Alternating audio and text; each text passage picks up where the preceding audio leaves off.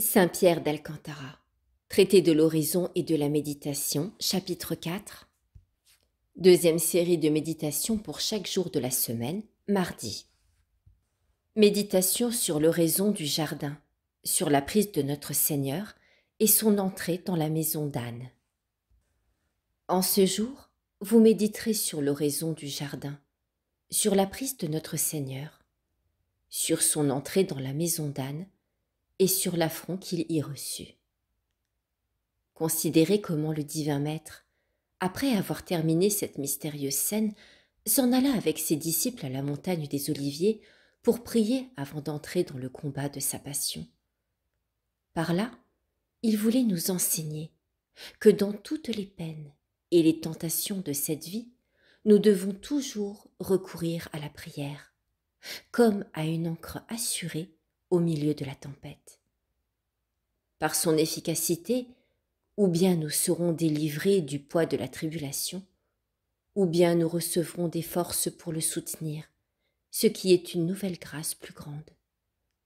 Le Seigneur, pour avoir une compagnie durant le chemin, prit avec lui les 3 disciples qu'il chérissait le plus, Saint Pierre, Saint Jacques, Saint Jean. Comme ils avaient été témoins de sa glorieuse transfiguration, il voulait qu'ils vissent de même la figure si différente que son amour pour les hommes allait faire prendre à celui qui leur avait apparu si resplendissant de gloire au Tabor. Afin de leur faire comprendre que les souffrances de son âme n'étaient pas moindres que celles qui commençaient à paraître au dehors, il leur dit ces paroles empreintes d'une si profonde douleur. « Mon âme est triste jusqu'à la mort. Attendez ici et veillez avec moi. » Matthieu chapitre 26.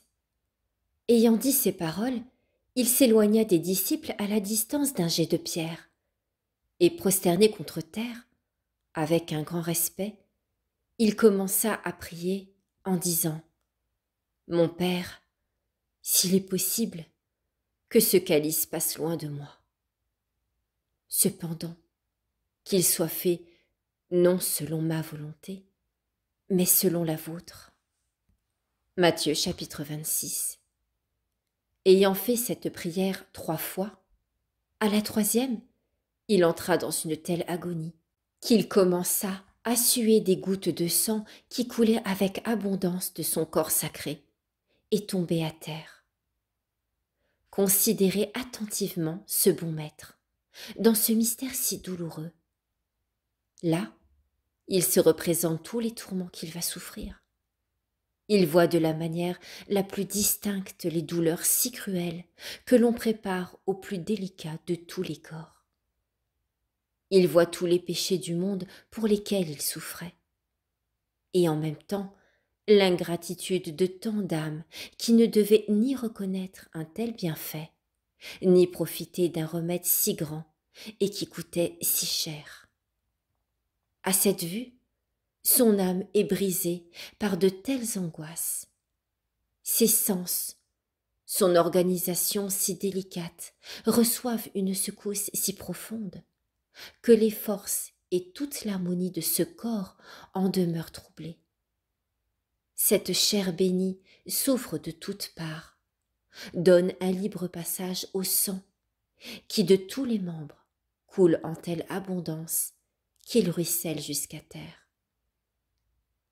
Si la chair qui n'endurait que par contre-coup ces douleurs en était là, que devait-il se passer dans l'âme qui les endurait directement? Quand la prière du jardin est terminée, arrive ce faux ami, à la tête d'une infernale cohorte. Après avoir abdiqué l'apostolat, il s'est fait le chef et le capitaine de l'armée de Satan. Considérez comment il marche sans honte le premier, et comment, arrivé près du bon maître, il le vend par un perfide baiser. À cette heure, le Seigneur dit à ceux qui venaient pour le prendre, « Vous êtes venus à moi, comme à un voleur, avec des épées et des lances. J'étais au milieu de vous chaque jour dans le temple, et vous n'avez pas mis la main sur moi. Mais cette heure est la vôtre, et celle de la puissance des ténèbres. Luc chapitre 22. C'est là un mystère qui doit jeter l'âme dans une bien grande admiration. Quoi de plus étonnant que de voir le Fils de Dieu prendre la ressemblance non seulement d'un pécheur, mais encore celle d'un réprouvé. Celle-ci est votre heure, dit-il, et celle de la puissance des ténèbres. L'on infère de ces paroles que pendant cette heure, ce très innocent agneau fut livré au pouvoir des princes des ténèbres, qui sont les démons, pour qu'ils lui fissent subir, par le moyen de leurs ministres, tous les tourments et toutes les cruautés qu'il voudrait. Vous qui méditez ceci, mesurez maintenant du regard jusqu'où voulut descendre, par amour pour vous, cette haute majesté d'un Dieu, puisqu'il descendit jusqu'au dernier de tous les maux, qui est d'être livré au pouvoir des démons. C'était la peine que méritaient vos péchés.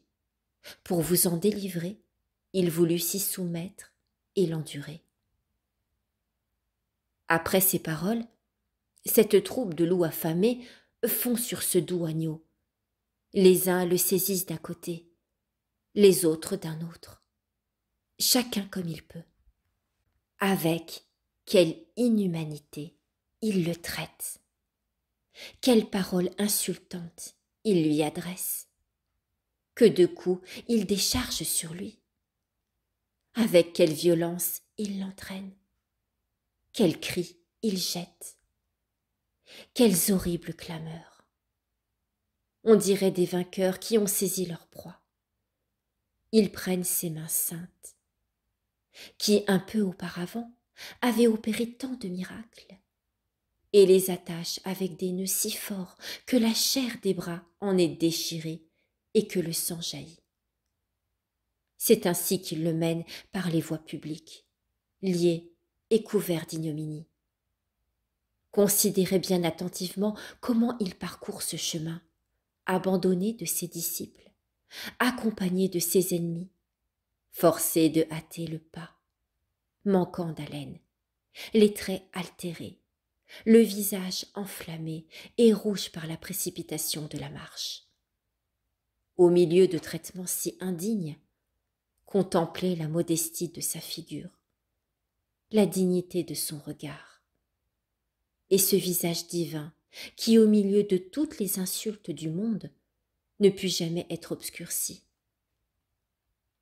Suivez le divin maître à la maison d'âne.